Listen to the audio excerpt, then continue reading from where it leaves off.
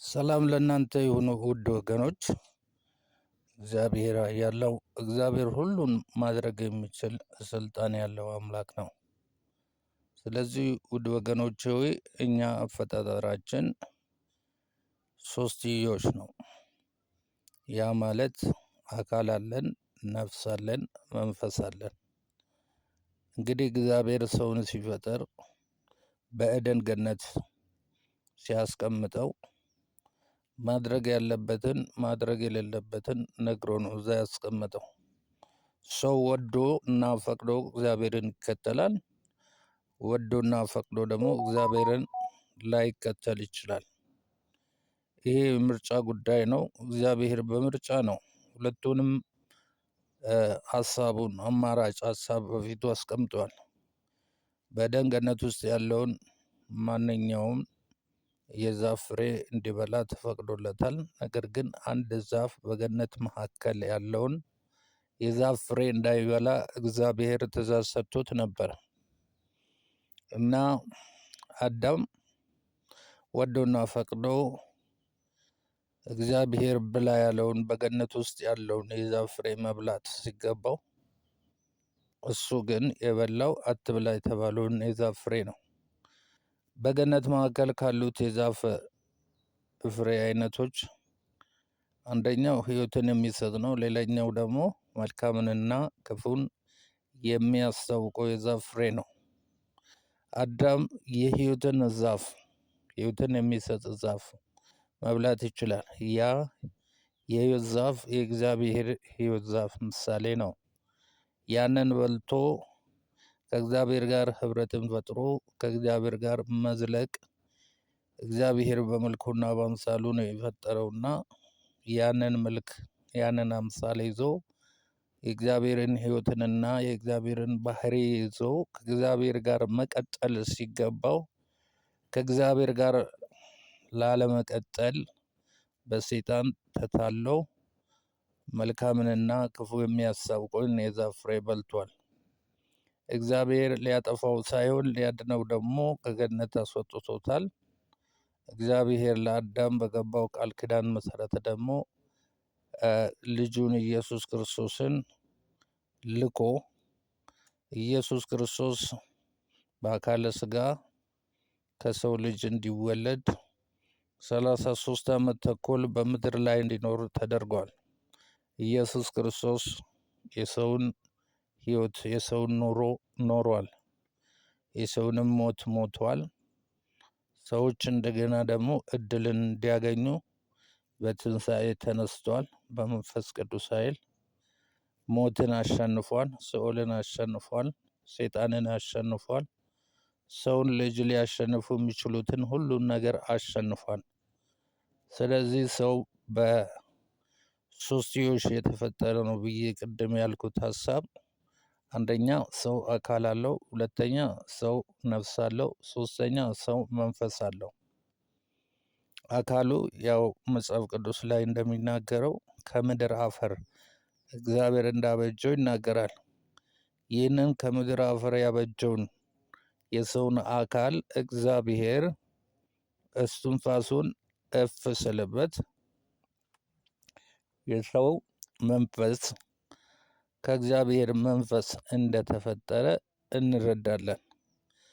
ይህ በእንዲህ እንዳለ በመካከል ሰይጣን እግዚአብሔር ለራሱ በመልኩና በአምሳሉ የፈጠረው ሰው በማታለል እግዚአብሔር ላንተ መልካም አይደለም፣ እግዚአብሔር ላንተ ጥሩ እያሰበ አይደለም፣ እንደ እግዚአብሔር እንዳታውቅ ዓይንህ እንዳይከፈት ይህንን መልካምንና ክፉን የሚያስታውቀውን የዛፍ ፍሬ እንዳትበላ እግዚአብሔር ከልክሎሃል።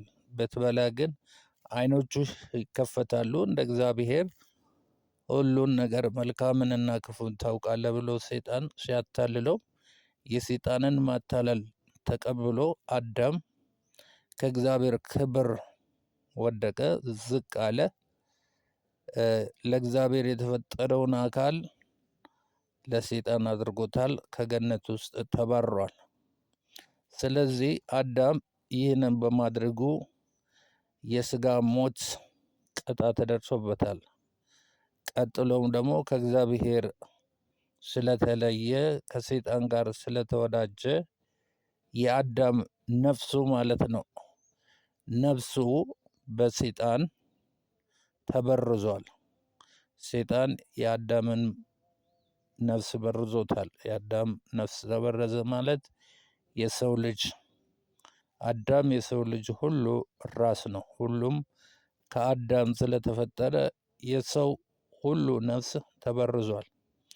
ከእግዚአብሔር ጋር በአንድነት መኖር የሚገባው ነፍስ ከእግዚአብሔር ተለይቶ ራሱን ችሎ ለመኖር ወስኖ አዳም ሰይጣንን ወደ ራሱ አስገብቶ ከገነት ተባሯል። እግዚአብሔር እስካሁን ምንድን ነው እያደረገ ያለው? አዳምን የማደስ ስራ እየሰራ ነው።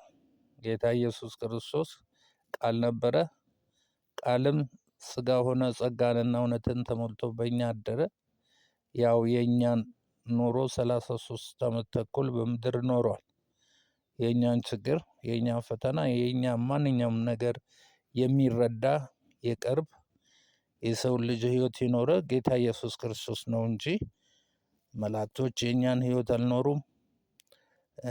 ሌሎች ሰዎችም ቢሆኑ ጻድቃንም ቢሆኑ ጻድቃን ሰማዕታት የእኛን ህይወት ሊኖሩ አይችሉም፣ ሊያውቁም አይችሉም። እያንዳንዱ ሰው ሊኖረው የሚችለው የራሱን የግሉን ህይወት ነው። ጌታ ኢየሱስ ግን መለኮት ሆኖ ሳለ ከሰማይ ሰማያት ወርዶ ሰው ሆኖ የሰውን ህይወት የኖረ የሰውን ችግር፣ የሰውን መከራ፣ የሰውን ፈተና ሁሉ ያየ ከዛም አልፎ ተርፎ ጌታ ኢየሱስ የእኛን በደልና ኃጢአት በራሱ ላይ ያኖረ እኛ መቀጣት ሊፈረድብን ሲገባን እሱ ግን የእኛን ቅጣት የእኛን ፍርድ በቀራንዮ መስቀል ላይ ተቀብሏል።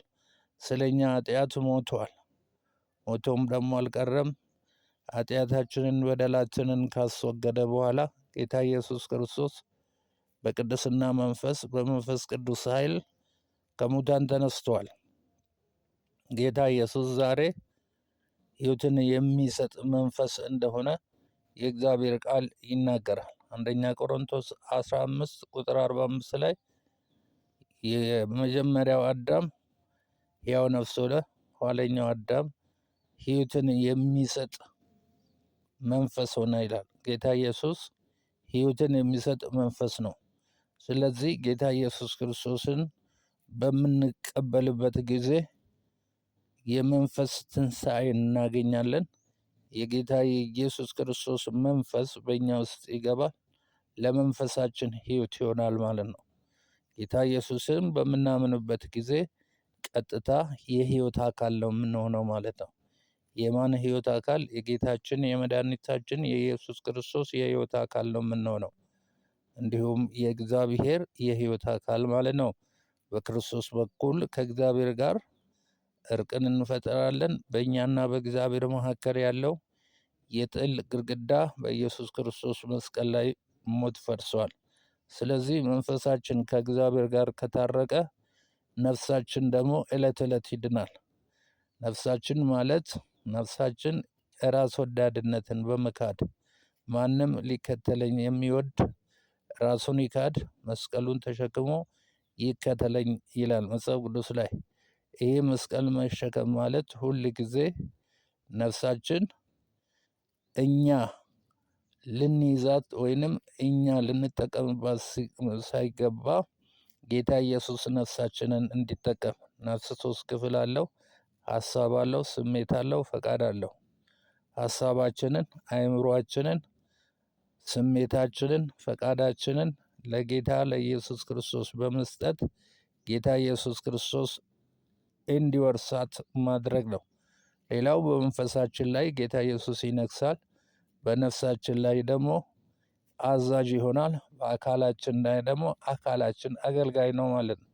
አካላችን መንፈሳችንም ነፍሳችን ተሸካሚ ነው። ጌታ ኢየሱስ ክርስቶስ ይርዳን። አሜን። ሃሌሉያ። ኢየሱስ ጌታ ነው።